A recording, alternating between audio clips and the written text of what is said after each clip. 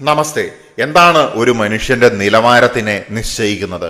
നിലവാരമില്ലാത്ത മനുഷ്യൻ എന്ന് പറഞ്ഞാൽ എന്താണ് ആ അവസ്ഥ? നമ്മുടെ ജീവിതത്തിൽ പ്രധാനമായിട്ടും നമ്മൾ നമ്മുടെ നിലവാരത്തിനെ ഉയർത്താനാണ് ശ്രമിച്ചുകൊണ്ടിരിക്കുന്നത്. നമുക്ക് പല പിറ്റ്ഫാൾസും ഉണ്ടാകും. പക്ഷെ അതിനെയൊക്കെ നമ്മൾ ഫില്ല് ചെയ്തുകൊണ്ട് അല്ലെങ്കിൽ ഓവർകം ചെയ്തുകൊണ്ട് നമ്മൾ മുന്നോട്ട് പോകുമ്പോഴാണ് നമ്മൾ യഥാർത്ഥത്തിൽ ശക്തരായിട്ടുള്ള ആത്മാക്കളായിട്ട് മാറുന്നത്. നമ്മുടെ ജീവിതത്തിൽ നമ്മുടെ കർമ്മം അല്ലെങ്കിൽ നമ്മളുടെ ഒരു കരിയർ ഉണ്ടാകും. ആ മേഖലയിൽ കൃത്യമായിട്ട് കർമ്മം ചെയ്യുക, ഉയരുക എന്നതിനപ്പുറത്തേക്ക് നമ്മുടെ മനസ്സ്, ശരീരം അല്ലെങ്കിൽ ആത്മാവ് അതിനെ എൻട്രി ചെയ്യുന്നതായിട്ടുള്ള രീതിയിലുള്ള ഗുണങ്ങൾ സ്വായത്തമാക്കുക എന്നുള്ളതും പ്രധാനപ്പെട്ട കാര്യം തന്നെയാണ്. കാരണം ഇതൊക്കെ ഉണ്ടാകുന്ന സമയത്താണ് നമുക്ക് യഥാർത്ഥത്തിലുള്ള നമ്മളുടെ പർപ്പസിനെ കൂടുതൽ ശക്തമായിട്ട് മുന്നോട്ട് കൊണ്ടുപോകാനും അത് വിജയത്തിലേക്ക് എത്തിക്കാനായിട്ടും സാധിക്കുന്നത്. അപ്പോൾ നമ്മൾ ജീവിതത്തിൽ മുന്നോട്ട് പോകുന്ന സമയത്ത് പല രീതിയിലുള്ള മനുഷ്യരെ കാണും. ഇന്ന് കലിയുഗത്തിൽ ആളുകൾ പ്രധാനമായിട്ടും നല്ല രീതിയിൽ ചിരിച്ചുകൊണ്ട് സംസാരിക്കുന്നു, അല്ലെങ്കിൽ വിനയത്തോടു കൂടി സംസാരിക്കുന്നു, അല്ലെങ്കിൽ സ്നേഹം പുറത്ത് കാണിച്ചുകൊണ്ട് പെരുമാറുന്നു. ഇങ്ങനെയൊക്കെയുള്ള ആളുകളെയാണ് സാധാരണ മനുഷ്യർ പെട്ടെന്ന് അവരിലേക്ക് വീണു പോകുന്നു എന്നുള്ളതാണ്. പക്ഷെ ഇങ്ങനെയുള്ള ആളുകളാണോ യഥാർത്ഥത്തിലുള്ള ഗുണനിലവാരമുള്ള മനുഷ്യരെന്ന് ചോദിച്ചു കഴിഞ്ഞിട്ടുണ്ടെങ്കിൽ അത് അവരുടെ പ്രവൃത്തികളെ നമ്മൾ ശക്തമായിട്ട് നോക്കേണ്ടിയിരിക്കുന്നു എന്നുള്ളതാണ്. അതിനെ വിലയിരുത്തുന്ന സമയത്ത് മാത്രമാണ് നമുക്ക് അവരെക്കുറിച്ച് മനസ്സിലാക്കാനായിട്ട് സാധിക്കുകയുള്ളൂ. ചില ആളുകൾ നമുക്ക് കാണാനായിട്ട് സാധിക്കും. മറ്റുള്ളവരൊക്കെ മണ്ടന്മാരാണ് എന്നുള്ള രീതിയിൽ പെരുമാറുന്നതായിട്ടുള്ള വ്യക്തികൾ. അവരെ സംബന്ധിച്ചിടത്തോളം അവർ മാത്രമായിരിക്കും ബുദ്ധിമാനായിട്ട് ഉണ്ടാവുകയുള്ളൂ എന്നുള്ള അവസ്ഥയിലാണ് അവർ ചിന്തിച്ചുകൊണ്ടിരിക്കുന്നത്. നാർസിസ്റ്റിക് ആയിട്ടുള്ള ചിന്തകളും അത്തരത്തിലുള്ള വ്യക്തിത്വ വിശേഷതകളും ഇവരുടെ പ്രത്യേകതയാണ് എന്നുള്ളതാണ്. അതോടൊപ്പം തന്നെ താൻ മാത്രമാണ് ബുദ്ധിജീവി അല്ലെങ്കിൽ ബുദ്ധിമാൻ എന്ന് കരുതുന്ന സമയത്ത് മറ്റുള്ളവരോട് ഇവർ പെരുമാറുമ്പോൾ ഒരു അഭിനയം വെച്ചുകൊണ്ട് പെരുമാറുന്നു എന്നുള്ളതാണ്. അവരുടെ ഉള്ളിൽ നിന്ന് യഥാർത്ഥത്തിൽ ആരെക്കുറിച്ചും പ്രത്യേകിച്ച് അഭിപ്രായങ്ങളൊന്നുമില്ല. അവർ പുറമെ പറയേണ്ടത് കൊണ്ട് മാത്രം പറയുന്നു. അവർ ഒരാളെ ഇഷ്ടപ്പെടുന്നുണ്ട് അല്ലെങ്കിൽ ഇഷ്ടപ്പെടുന്നില്ല എന്ന് പറയുന്നതിനൊന്നും യാതൊരുവിധ സ്ഥിരതയുമില്ല. കാരണം അവരുടെ അപ്പോഴുള്ള ആവശ്യങ്ങൾക്കനുസരിച്ചിട്ട് അവരുടെ ഇഷ്ടങ്ങളും ഇഷ്ടക്കേടുകളും ഒക്കെ മാറും എന്നുള്ളതാണ്.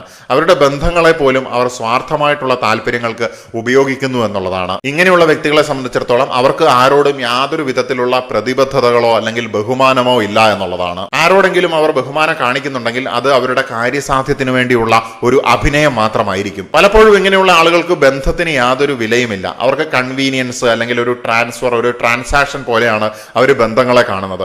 ഏതെങ്കിലും ബന്ധത്തിൽ അവർ ഉറച്ചു നിൽക്കുന്നതായിട്ട് പുറമേ നിൽക്കുന്നവർക്ക് തോന്നിയിട്ടുണ്ടെങ്കിൽ അത് തീർച്ചയായിട്ടും ഏതെങ്കിലും രീതിയിലുള്ള ഒരു അടിമത്തത്തിന്റെ ഫലമായിട്ടായിരിക്കും അവർ ആ ബന്ധത്തിൽ നിൽക്കുന്നത് എന്നുള്ളതാണ്.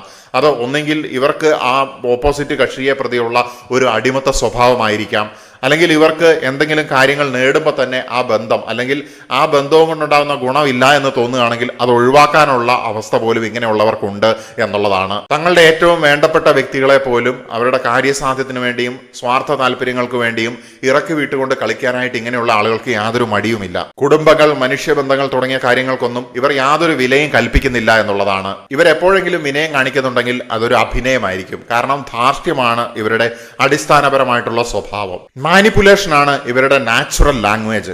സിമ്പതി, അതുപോലെ തന്നെ നുണകൾ പറയുക, നാടകം കളിക്കുക, ഇതൊക്കെയാണ് ഇവരുടെ പ്രധാനപ്പെട്ട ആയുധങ്ങൾ. കാരണം സത്യം പറയണമെങ്കിൽ സ്വന്തമായിട്ടുള്ള ഒരു ക്യാരക്ടർ വേണം, ഒരു വ്യക്തിത്വം വേണം. നിലപാടുകൾ ഉണ്ടാകണമെങ്കിൽ അത് അത്യാവശ്യമാണ്. വിനയം അശേഷമില്ലാത്ത ഇവരെ സംബന്ധിച്ചിടത്തോളം ഈഗോയാണ് മുന്നിട്ട് നിൽക്കുക. ഇവരെ സംബന്ധിച്ചിടത്തോളം അപ്പോളജി എന്ന് പറയുന്നത് നമുക്ക് കാണാനായിട്ട് സാധിക്കില്ല. ആരോടും ക്ഷമ പറയുക അല്ലെങ്കിൽ അഡ്മിറ്റ് ചെയ്യുക തുടങ്ങിയ കാര്യങ്ങളൊന്നും ഇവർക്കില്ല. കാരണം വീക്കായിട്ടുള്ള ഒരു ക്യാരക്ടറിനെ പ്രൊട്ടക്ട് ചെയ്യുന്നത് ഈഗോയെ കൊണ്ട് കവർ ചെയ്യുന്ന സമയത്താണ്. ചുറ്റിനുള്ളവരുടെ അല്ലെങ്കിൽ മറ്റുള്ളവരുടെ സമാധാനം തകർക്കുന്ന സമയത്താണ് സ്വയം പവർഫുൾ ആയതായിട്ട് ഇവർക്ക് തോന്നുന്നത്.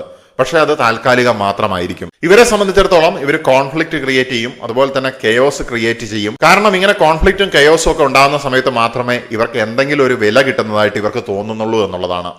ഈ കാര്യങ്ങൾ ഞാൻ പറയാൻ കാരണം നമ്മൾ പല രീതിയിലുള്ള ആളുകളുമായിട്ട് ജീവിതത്തിൽ ഇടപെടുന്ന സമയത്ത് ഇങ്ങനെയുള്ള പ്രത്യേകതകൾ വ്യക്തികളിൽ തോന്നുകയാണെങ്കിൽ വളരെ ജാഗ്രതയോടുകൂടി മാത്രം മുന്നോട്ട് പോവുക എന്നുള്ളതാണ്.